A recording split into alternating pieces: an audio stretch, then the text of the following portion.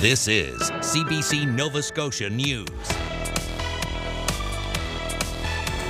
Scanned in. Eskasoni teachers say new facial recognition technology threatens their privacy. Local buzz. Nova Scotia blueberry farmers are raising homegrown queen bees to cut pollination costs. And Halifax's IMAX 70mm projector awakens after 14 years for the Odyssey. Soggy at times and a strong wind today. We still have more wet weather, some fog, some drizzle to talk about in your forecast in the short term, but long range looking good for the weekend. We'll have the details coming up. Good evening. Teachers in Eskasoni First Nation say their privacy is at risk after facial recognition scanners were installed in the schools. They say the machines are an invasion of privacy. Now their union is hoping dialogue will lead to changes. The CBC's Ethan Hunt reports.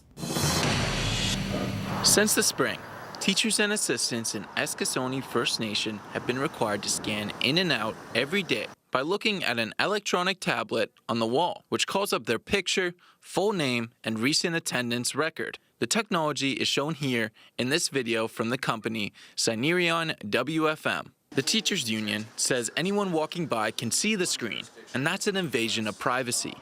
We have really serious concerns that need to be addressed. He says the scanner is made in the U.S., and the union is worried about secure storage of its members' biometric data. They're very concerned about privacy. 123 of our members have filed formal letters with the employer to withdraw consent of using this system. Teacher Chris Gallant is also on the union executive. He says the machines sometimes misread a face and show someone else's information. We have 5 documented incidents of that happening, so that's a major concern. It's a data breach as far as we're concerned. The Eskasoni School Board wrote a response to the union about their concerns in June. They say they implemented this method to improve their efficiency and to have their attendance as accurate as possible. They also say the text company doesn't have access to their personal information, and only management at the school board can access it. The board says they will continue to use the biometric clock system. Gallant says the union is asking them to pause it. We're expected to take attendance for as many as 30 students in the first 5 minutes of class, 5 times a day. So, why can't, we don't use a machine, why can't someone take our attendance the same way? In an email, the Nova Scotia Department of Education says Eskasoni controls its schools, and the province has no intention of exploring biometric scanners in its facilities. Neither the Eskasoni School Board nor the band's chief returned CBC's multiple requests for comment. Ethan Hunt, CBC News, Sydney. A wind turbine in southwest Nova Scotia was destroyed by fire Tuesday night. The West Pubnico Fire Department could not fight the fire at the top of the 78-meter tower, but stayed on scene to protect the surrounding forest and nearby homes. The fire department says the fire burned out within a few hours. This is the second time the Pubnico Point wind farm has had a turbine catch fire. A similar event took place in 2019. Nova Scotia's police watchdog is investigating a fatal car crash in Antigonish County that followed an attempted traffic stop by RCMP. An officer tried to pull over a vehicle on Cape Jack Road near Monastery on the night of July 18th, but the driver did not comply and fled police. In the interest of public safety, the officer did not pursue. Shortly after, the vehicle left the road and crashed into the ditch. The 19-year-old driver was pronounced dead at the scene. The torrential rain battering the province has forced crew members to retreat from the Mooseland Road wildfire. Helicopters and planes cannot be used over the next few days due to the weather condition.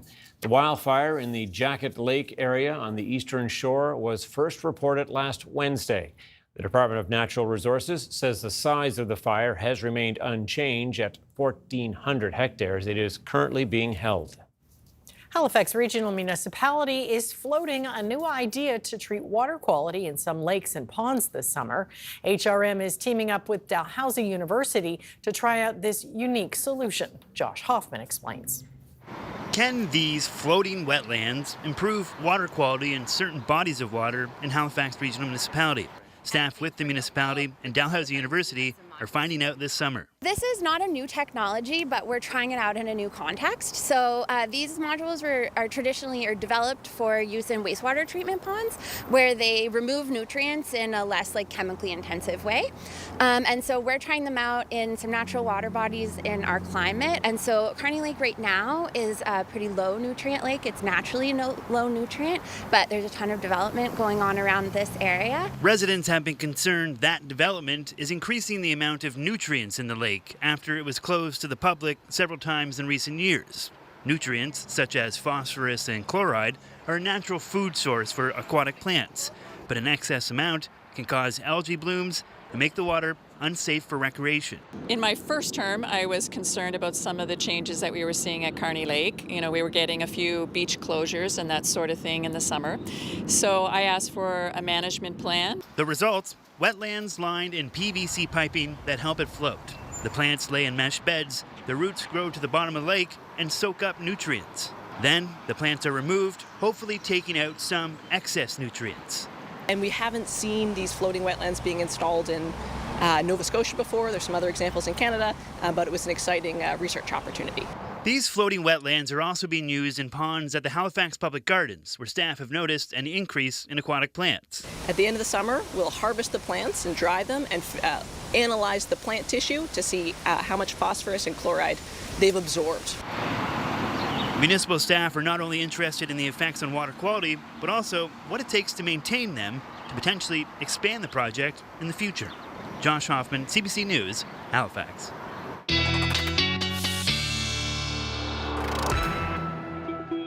All right, let's check in on the weather forecast. Jay Scotland with us again tonight. Yes, and quite a bit of rain fell.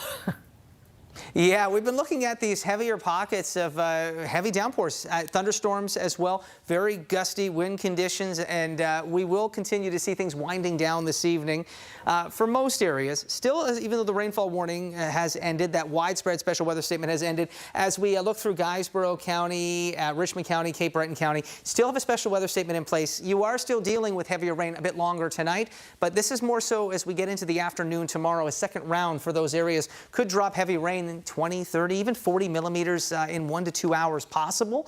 And I can't rule out the potential for some heavier downpours, even in not just through eastern Halifax County, but even into the HRM towards the noon hour. That's if we see thunderstorms develop. Otherwise, lighter showers taper off to drizzle with fog overnight into tomorrow morning. But we do have that chance early afternoon for a few more heavy pockets of rain. But that looks to be mainly for more eastern areas. And I'll have an update and a timeline on that coming up with your full forecast. All right, thanks, Jay. Talk soon. Thanks. Yeah. Wild blueberries are a big business in Nova Scotia. That's why many farmers also find themselves working with bees in an effort to bring down their pollination costs. The CBC's Michael Gorman has more. What does a Nova Scotia queen go for? Oh, well, that's the real question, right? Chelsea and Tobias Colburn are first-generation wild blueberry farmers who quickly learned they should also be beekeepers. In wild blueberry production, bees were one of our biggest inputs. We need about 100 hives for our operation, so that accounts to about $25,000 in input per year in pollination. The Colburns see it as a way to also diversify their business. Thriving hives usually need a queen. They can be imported or they can be raised locally. That's what brings the Colburns to this yard. The process goes like this. 2 strong hives are joined and a queen is removed from one of them. The queenless hive fluctuates between thinking it does and does not have a queen. Larvae are then grafted from a hive frame, placed in cups, and returned to the box in the yard that thinks it's queenless, where cells will be reared. A hive that thinks it has a queen will put more time and dedication into making sure it's a good queen cell that's nurtured, as opposed to a queenless hive that kind of panics and it's like, we have to make whatever we can. Once the cell is created, it's transferred to a smaller hive called a mating nuke. The queen will fly away, mate with drones, and then come back, where the Colburns will look to pull a mated queen. She's laying well, she's mated well, so she's going to be a phenomenal queen. So, there she is on the frame. Queen identified, she gets marked for tracking purposes and placed in a small caged box with 3 attendants to keep her alive. They're kept inside by a candy plug that will be chewed through in a couple of days after they've been placed in a queenless hive. By then, the rest of the bees have hopefully adapted to the queen's pheromone and scent, and she begins laying right away. This hive is pulled from and successful, which is good. The Colburns sell these little packages for $50. They hope to find about 60 queens from the 80 hives each time they go through them, and will produce about 1,000 in a season. But this arrangement is not without challenges. Because wild blueberry season starts sooner in spring than a sufficient number of locally raised queens can be produced, farmers must import 4,000 to 5,000 colonies. So you can imagine the shock of a bee coming from California to Nova Scotia. This researcher says Nova Scotia bees are better producers than imports because they're better adapted to the climate. His team at the Perinia Innovation Center near Truro has worked on how to overwinter local queens, and it's examining whether queenless colonies can be just as good at pollination at the beginning of wild blueberry season as colonies with imported queens. And if what we find out there's no difference in the pollination performance in those two configurations, then beekeepers, rather than buying those 4,000 to 5,000 queens in the early part of the season, have the option to send queenless colonies, let the bees do the work, provide their own, which will be a local queen, and cut out that need to buy queens from California and Hawaii, in part. The queen rearing course at Perinia helped the Colburns, along with the support of a mentor. It's knowledge that may one day lead to even more diversification through exporting queens. There's a lot of demand in Canada for queens. I mean, right across the world, obviously. Michael Gorman, CBC News, Brule Shore. 9 provinces, including Nova Scotia, have signed a deal that introduces direct-to-consumer alcohol sales.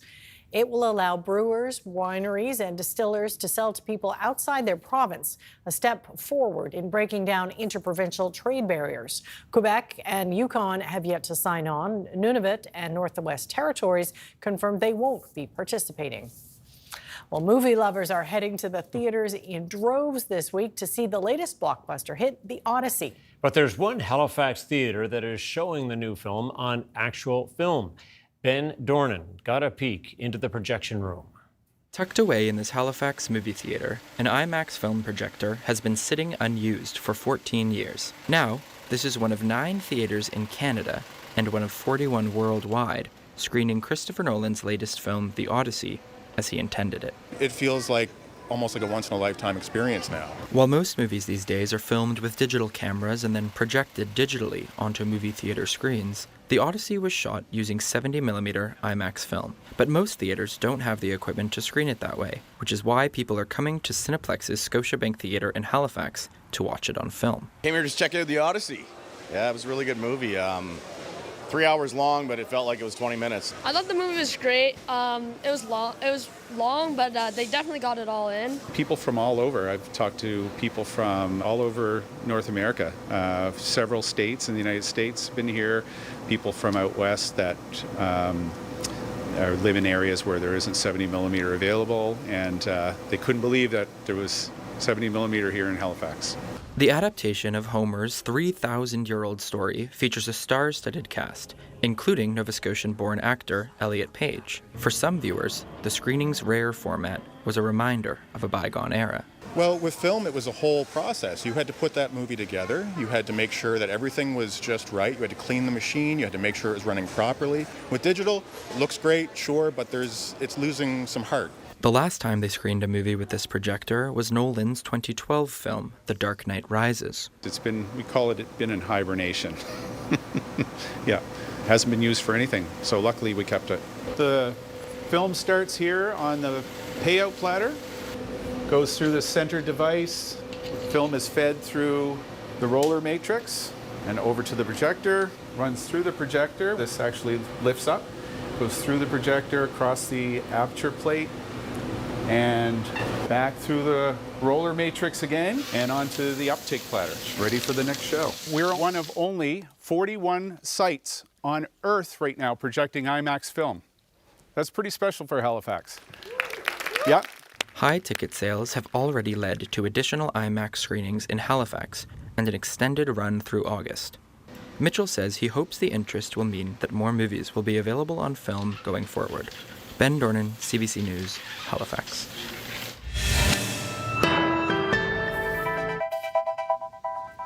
Yeah, it was a wet, rainy day today. Jay's up next with the full forecast. We'll see you on the other side of the break.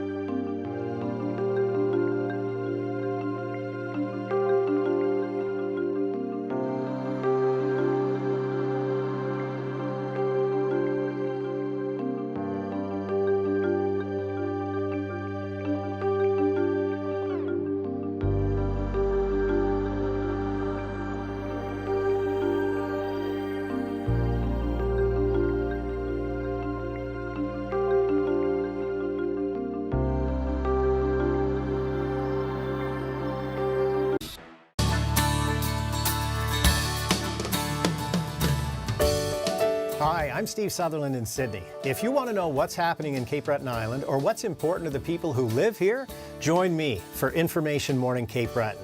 News, views, interviews, live reports, reporters on the scene on matters of politics, art, community, current affairs. If it's being talked about in Cape Breton, we're talking about it on Information Morning. Every weekday morning from 6 to 8:37 on CBC Radio 1.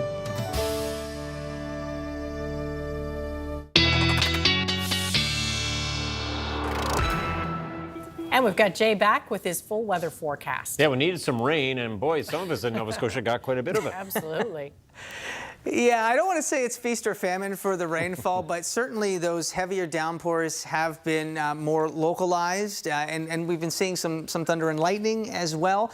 Decent chance for that again tomorrow, mainly for eastern areas, but still that could tap into some heavier downpours. You do have that special weather statement, Guysborough County and east, but still a decent chance along the Atlantic coast through Halifax County, even into the HRM as we get into the early afternoon tomorrow for some heavier downpours, a few rumbles of thunder and lightning. So just keep that in mind. Not looking to be as widespread heavy rain as what we saw today, but for some areas, still a chance for some very soggy conditions tomorrow as well. And as that steadier rain eases to lighter showers, continues to ease through the evening and overnight hours tonight, fog may be dense in places, dense fog patches, and drizzle, which feels like very light precipitation. Also a good chance for that mist and drizzle. Temperature-wise, with that wet weather, it was also cooler today, but wasn't a very pleasant day to be outside, so probably not paying too much attention to the actual temperature. Still seeing some heavier pockets of rain working through those areas currently under the special weather statement. That weather statement has more to do with that potential for some heavy downpours, locally heavy downpours again into tomorrow afternoon, and we'll continue to see that front diminishing and that steadier rain persisting for eastern areas, but winding down for more northern and western parts of the province. Into tomorrow morning, we can see most of mainland Nova Scotia looking at fog, drizzle, still a slight chance of showers, but mainly fog and drizzle is what we're going to see to start the day with some low cloud. As we work into the afternoon, you can see into the morning hours, hugging the Atlantic coast for the South Shore region, you've got a chance for a rumble of thunder into the early afternoon. You do see that chance through Halifax, and then persisting and a higher probability of heavier pockets of rain east of Halifax through those counties under that special weather statement, persisting through your Thursday afternoon, even into Thursday night before finally winding down. And that is why you still have that special weather statement there. Into Friday, we do see a mix of sun and cloud. Cloudier conditions for the east, sunnier conditions for more western areas, and I'm not expecting a cloud cover to be as dense as what we're seeing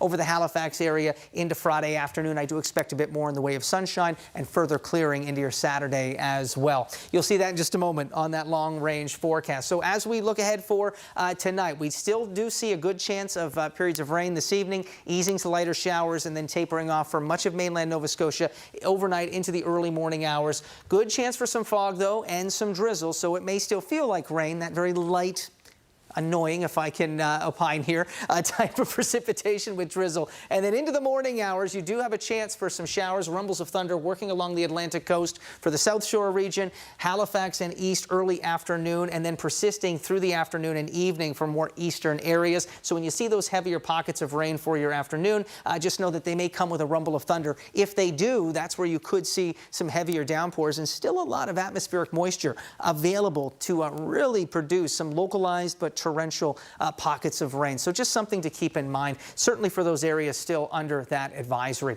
So as we take a look ahead at your 3-day forecast, we'll see temperatures a little on the cool side tomorrow, and that's just because all of that daytime heating, well, we're not going to see a lot of it with low cloud, mist, drizzle, fog. That does zap a lot of the daytime heating to kind of burn off that fog and that mist, and you do have that chance of some heavier pockets of rain. Halifax east into the afternoon and evening hours, may see those along the Atlantic coast into the morning hours. So still a decent chance for rain, but heavier for eastern areas. We do see that gradual clearing trend into your Friday. Temperatures recover to a seasonal daytime high, and that's ahead of further clearing. Very warm conditions into your Saturday. Not a bad weekend forecast. Next best bet for rain, not until early next week with a chance of showers into Monday. Tom and Amy. Yeah, summertime. We're all right with timing. a sunny weekend, I think. Right.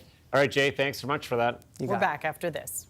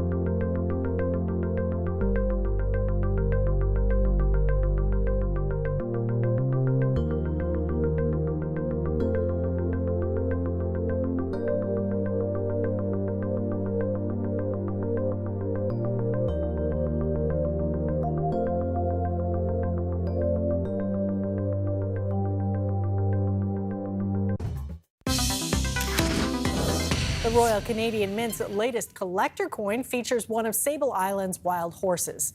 The design engraved on the 1-ounce silver piece is based on the photograph The Stallion and the Sea.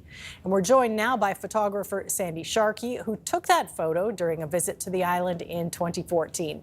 First off, you're on a road trip in the Yukon, so thank you for stopping to chat with us for a minute. I'm just wondering, how does it feel to have an image you captured on a Canadian coin? Oh my gosh, I never in a million years thought this would ever happen. I'm so humbled and excited about it because the wild horses of Sable Island are so precious to all Canadians from coast to coast, and they absolutely deserve the honor to be on this beautiful silver coin. So it's pretty thrilling. Well, how did this whole collaboration with the Canadian Mint come about in the first place? The Royal Canadian Mint just became aware of my work. I've been putting out photographs for quite some time, a wild horse advocate and photographer for about 15 years now. And they became aware of my work, and we ended up connecting and communicating about it. There's a lot of special reasons why they chose this year for the release of this coin. It's the year of the horse, and also it's an anniversary of sorts with regards to the federal protection that Prime Minister John Diefenbaker put in for these beautiful horses, which was spurred on by a campaign from children from coast to coast, school-aged children who wrote to the Prime Minister to make sure that these horses were always going to be protected. Well, take me back to your 2014 visit to Sable. What was it like stepping onto the island? Well, it was to say it was a dream come true is kind of an understatement, because ever since I was a little kid, I had dreamed going to Sable Island, and for my birthdays and Christmas, all the gifts that were given to me were all horse related, and there were a lot of books that we had about Sable Island ponies, which was what they were referred to more back then. So it was a dream come true when Parks Canada took over the stewardship of Sable Island to make it a national park reserve. Because then, under their mandate, of course, they had to open it up to visitation. There's a very limited amount of visitors that do go every year, but and the island is still kept in its pristine state. But in 2014, I jumped at the chance to be one of the first people to go, and I think I had tears streaming down my face for hours. To see these wild horses in real life was just a dream come true. Well, talk to me about the senses you had there, the smell and the sights you saw. One of the things that is so important to acknowledge about Sable Island is the fact that the wild horses there are protected and also completely untouched by mankind.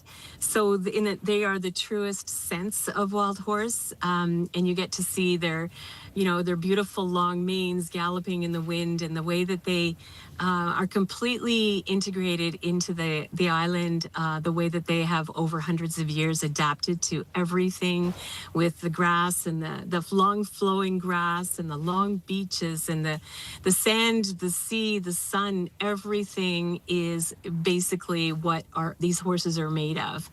And it's very much a romantic place in terms of not in the sense of the word romance, but Sable Island wild horses have been depicted in music and film and literary works for years and years and years. And when you get there, it's very emotional, and it goes right to your core. And it really, really does speak to the wild spirit that really does exist in all of us. And when you see these horses, you feel that spirit that you've had maybe since you were a kid, and maybe it's been suppressed over time.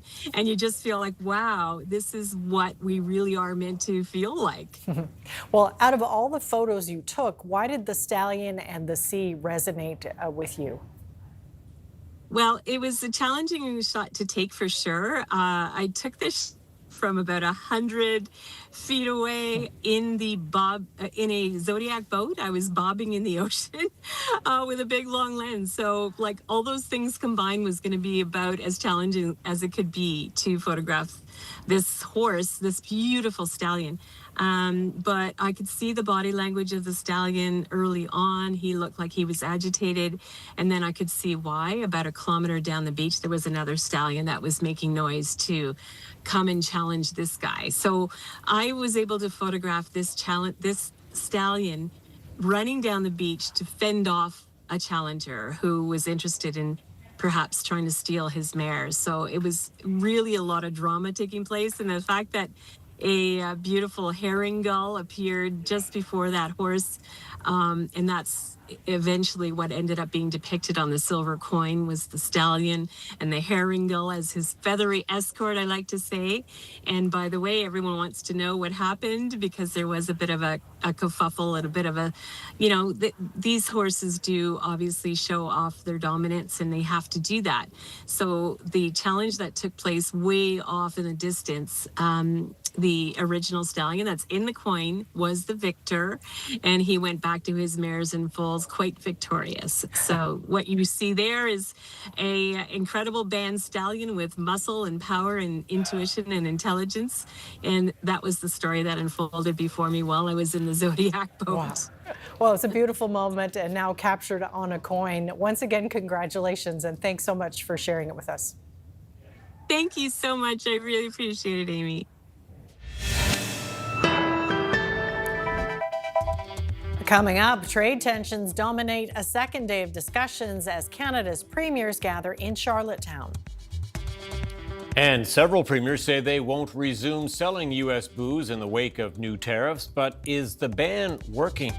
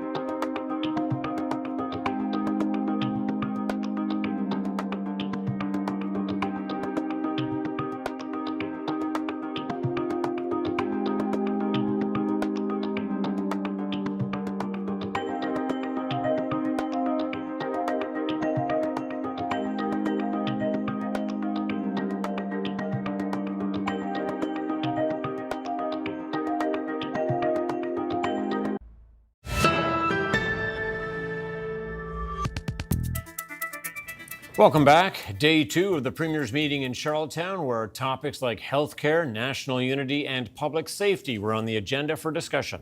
But as Kate McKenna reports, trade tensions with the U.S. were still top of mind.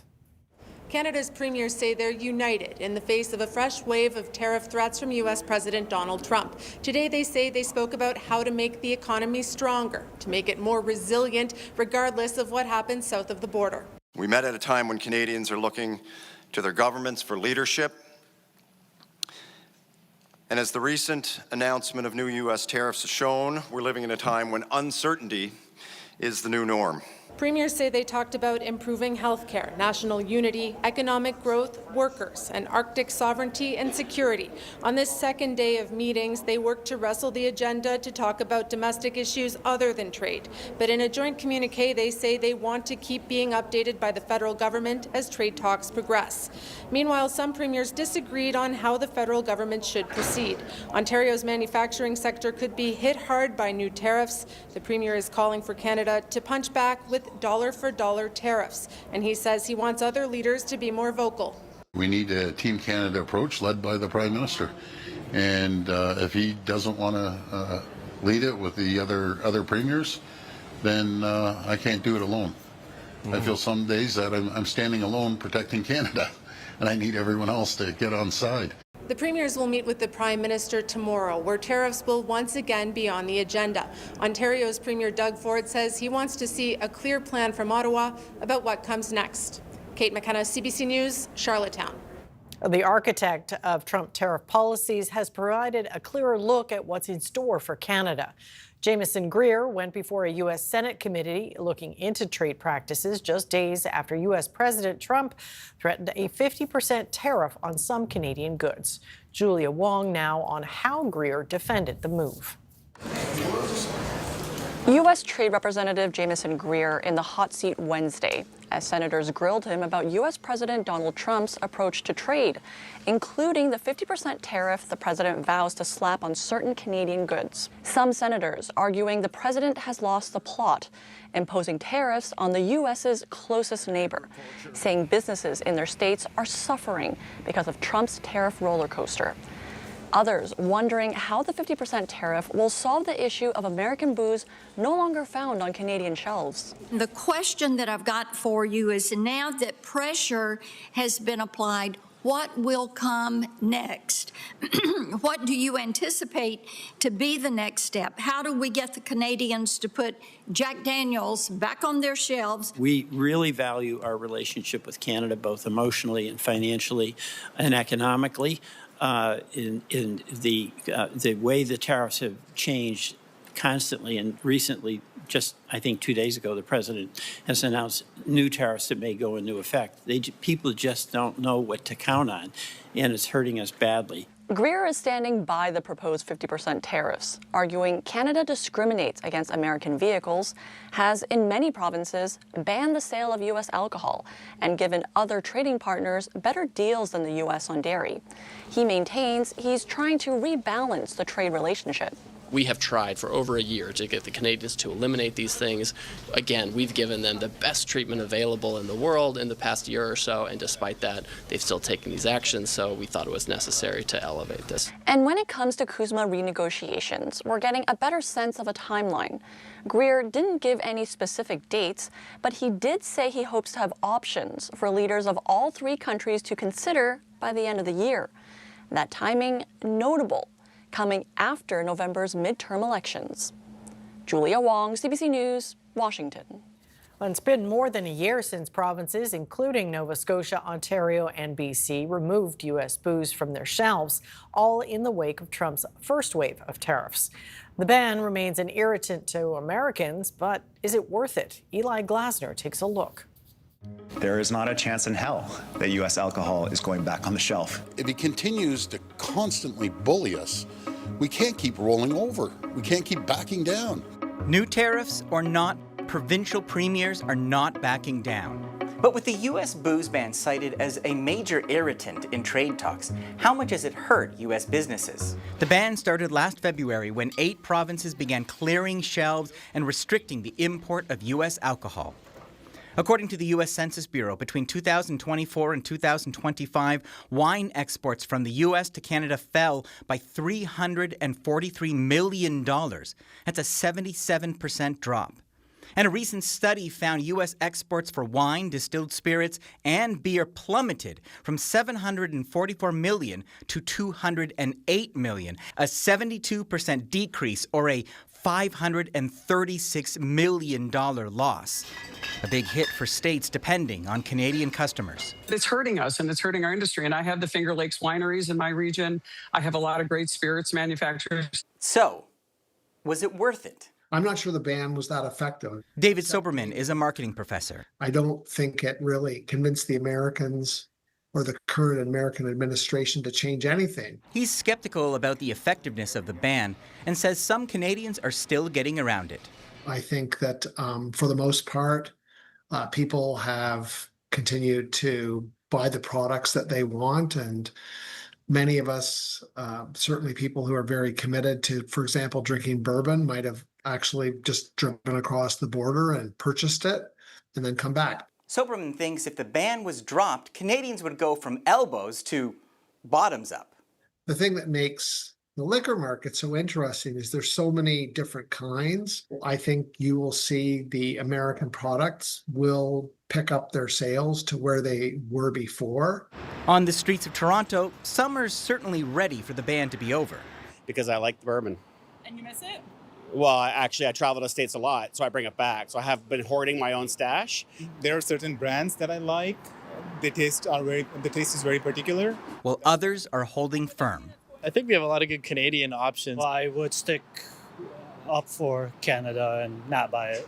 I've boycotted kind of like the Trump administration. But public policy professor Drew Fagan says President Trump didn't give Canada much of a choice. I mean, the question is, has it done more harm than good? Donald Trump is at this stage going to take offense at anything. So you're saying if it wasn't a ban on booze, it would be some other way of pushing back that would just upset Washington? Look, I don't think governments in Canada could withstand political pressure to not do anything. On the one hand, you don't want to bait the bear. On the other hand, sometimes a bully needs to be, sort of hit in the nose a little bit. He says, well, the new tariffs haven't come into effect. Pay attention to what Trump is targeting. He imposed tariffs on hockey sticks. How big is the market for hockey sticks in the United States? It's symbolic. While leaving alone critical minerals and energy, where he still needs Canadian cooperation. That was the CBC's Eli Glasner reporting. The federal government has released details of its agreement with the U.S. on the Gordie Howe International Bridge, the crossing between Windsor and Detroit that has been at the center of political tensions in recent months. The agreement says that for the first 15 years, once operating costs are covered, Canada will split half of the bridge's revenues with an economic development fund that's controlled solely by the U.S. The agreement appears to conflict with the Prime Minister's earlier comments about the deal. It also conflicts with the original agreement from a decade ago, which said Canada would split toll revenue with Michigan once Canada's bridge debts were repaid. Canada paid in full for the $6.4 billion structure, but the new text does not mention Canada's debt. The bridge is officially slated to open July 27th. Ottawa said it will celebrate the opening without the U.S. as planned in light of Donald Trump's latest round of tariff threats. Canada is in the middle of a primary care crisis, with millions of adults not having access to a regular family doctor. The federal government expects that gap to only widen in the years ahead. But a new initiative in Toronto is trying a solution that could be a potential blueprint for Ontario and beyond. Tyler Cheese explains. What if the solution to Ontario's family doctor shortage isn't about finding more doctors, but about finding more support for the ones we already have? Because of the system, we're doing a whole bunch of different things. We're not just practicing medicine, we're doing a lot of administrative forms and time spent, all these things that keep building on us. To help family doctors see more patients, the Midwest Toronto Ontario Health Team launched 2 new programs. First, hiring onboarding nurses to handle time-consuming paperwork like vaccine and medical histories before a patient's first visit. And second, giving solo or smaller practices access to a shared program of dietitians, social workers, and therapists similar to the family health team model. The result? More than 15,000 people have now been connected with a family doctor. It's amazing. I mean, I feel so giddy when I talk about it, and when I share it with my colleagues and say, you can have access to this dietitian, or you can, your patients can be onboarded this way. It's an approach already expanding far beyond Toronto's West End. We're really proud in the Midwest Toronto OHT because our supported attachment model that I was talking about, it's been a model that is funded and now is funded across the province. That funding comes from $22 million the Ministry of Health allocated last year to help all 58 Ontario health teams roll out similar patient matching programs of their own. And health policy experts say these new models are essential. I love that they have this onboarding nurse to help people more efficiently take on new patients. We've seen in provinces like Nova Scotia that kind of initiative really make a difference and allow doctors to more rapidly take on new patients. But at the same time, she says addressing Ontario's crisis long-term will also take broader systemic solutions. We need to train more family doctors, more doctors in general, more nurses, more nurse practitioners. I think we need to make family medicine more attractive. That includes conferring the respect that profession is due, ensuring that, it's paid adequately. She says that kind of support will not only convince current family doctors to stick around, but could also help recruit the new doctors Ontario desperately needs. Tyler Cheese, CBC News, Toronto. We're about to show you what happens when the rubber meets a treacherous slope originally designed for ski jumping.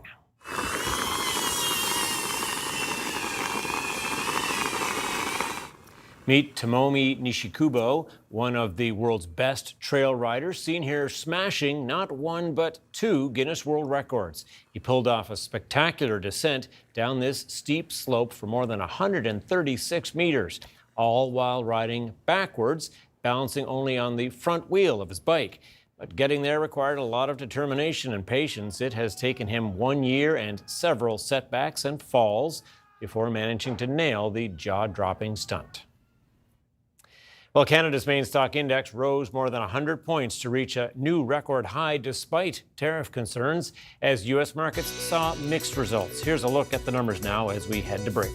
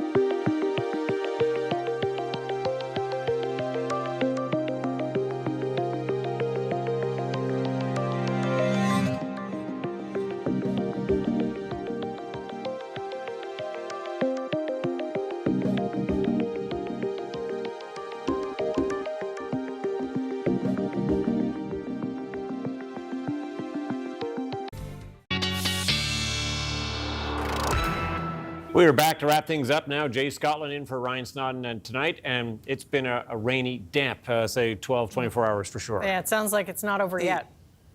No, still may be wet at times. Just know that it becomes a bit more localized and not as widespread in terms of that rainfall as we work through tonight and into tomorrow. And really, by the time we get into the mid to late afternoon, the heaviest of that rain should be working east of the Halifax area, and really along the Atlantic coast is where you're likely to see the heavier pockets of rain. So we'll do our best to time it out for you here. We will watch for still some wet weather continuing this evening. This does ease to lighter showers than fog and drizzle through the overnight hours. Into tomorrow morning, fog, drizzle, chance for some light showers, and I can't rule out a rumble of thunder at this point for the South Shore region. So as you look just east of the Yarmouth area, you could see an early morning rumble of thunder, some heavier pockets of rain by mid-morning into Bridgewater, for example. And then early afternoon, this does start to work through the Halifax area, but you can see that heavier rain still persisting through Guysborough County. Good chance into parts of eastern Cape Breton, as well through Richmond County. So just know that if you do hear rumble of thunder, you could get 10, 20, 30 millimeters or more in a short amount of time, about an hour or so. And that can be a bit of an issue for low-lying areas and for infrastructure for paved areas to keep up with. But we do see that clearing trend late in the day on Thursday, maybe a few lingering showers for eastern areas into Friday morning, but then things really clear up nicely second half of Friday and into the weekend. Tomorrow, showers, fog, drizzle. That's going to be the theme early in the morning to start your day for your Halifax day planner. By early afternoon, chance for some brief but moderate pockets to heavier pockets of rain into the early afternoon. May come with a rumble of thunder. Still quite blustery, not as windy as today, but we start to see that clearing trend late afternoon, evening when things finally begin to dry out and settle down. Tom and Amy. Yeah, that sounds all right by me. Absolutely. All right, thanks so much, Jay. Thank you, Jay.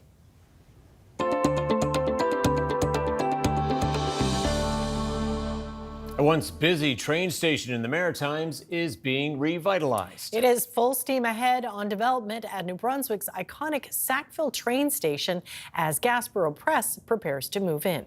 The CBC's Erica Butler reports. The Sackville train station has been closed for 14 years, but a new business in the region is poised to reopen the heritage building to the public. Keegan Hawthorne took over ownership of Gasborough Press in January of this year and moved the operation, including heritage letterpress printing machines and an inventory of about 40,000 books, to Sackville. And soon the operation will make a second trip into a renovated space at the 119-year-old Sackville train station. It will provide us with some long-term stability, which is a great asset for any small business. It will give us a place to house our equipment. We print on really, we use heavy equipment to make books, and this is a really solid building. So it's a great fit that way. And we're also most excited about being able to invite the community in to see how we make books. Gasborough Press is leasing the space from the municipality of Tantramar, who acquired the building from Via Rail. Part of the deal includes making space available for waiting Via Rail passengers on the day when the Ocean Line makes its journey through Sackville. We're standing in the waiting room, or what was the waiting room of the Sackville train station.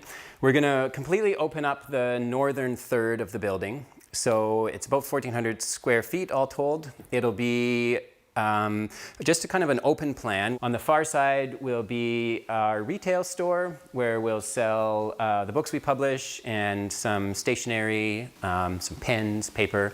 And also in the corner will be a waiting area for Via passengers. So it'll be open during business hours to anybody who's riding the train. We'll have a couch and you can read a book while you wait. Gasborough Press was founded in Nova Scotia's Annapolis Valley in 1997 and became known for its attention to the physical books it produces, with much of the printing and binding done the old-fashioned way.